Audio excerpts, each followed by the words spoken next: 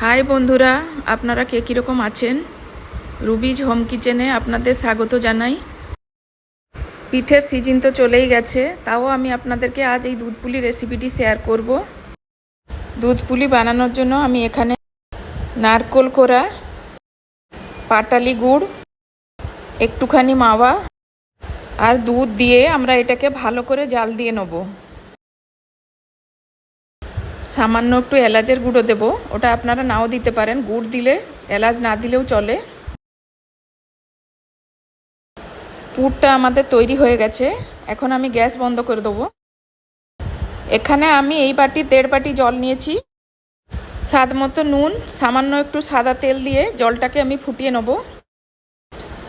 জলটা ফুটে গেছে, এখন আমি এর মধ্যে আতপ চালের গুঁড়ো দিয়ে দেবো। এখানে আমি 1 বাটি আতপ চালের গুঁড়ো নিয়েছি।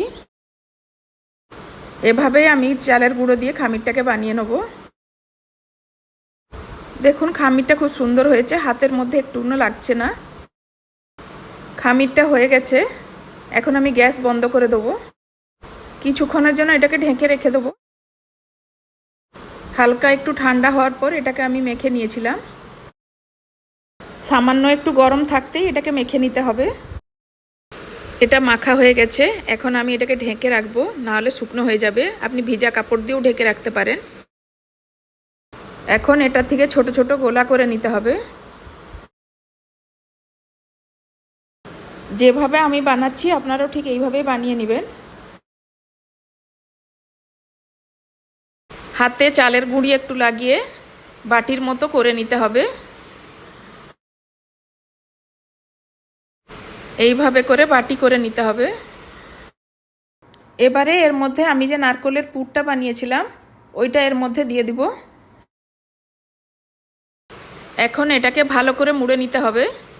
যেভাবে আমি মুড়ে নিচ্ছি আপনারাও ঠিক সেইভাবে মুড়ে নেবেন। এইভাবে হালকা হাতে একটু শেপ দিয়ে দিতে হবে এগুলোকে।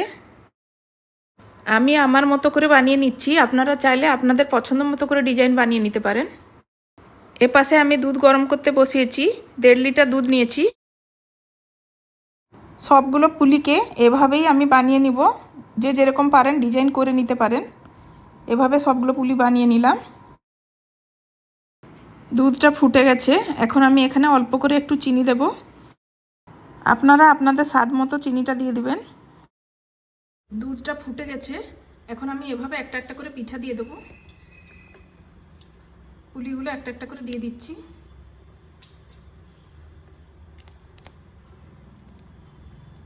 সঙ্গে সঙ্গে নাড়া দিবেন না, নাহলে ভেঙে যাবে।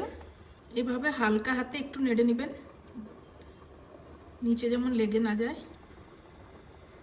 এর মধ্যে একটুখানি গ্রেট করা খোয়া অ্যাড করব। এখন আমাদের দুধ পুলিটা হয়ে গেছে, এবারে আমি গ্যাস বন্ধ করে দেবো। একবার আপনারা এভাবে বানিয়ে দেখতে পারেন, খেতে খুব ভালো লাগবে। যদি আপনাদের এই রেসিপিটি ভালো লেগে থাকে লাইক, শেয়ার আর কমেন্ট করে দিবেন। চ্যানেলে যদি প্রথমবার হয়ে থাকেন তাহলে প্লিজ সাবস্ক্রাইব করে দিবেন। সম্পূর্ণ ভিডিওটি দেখার জন্য আপনাদের সবাইকে ধন্যবাদ।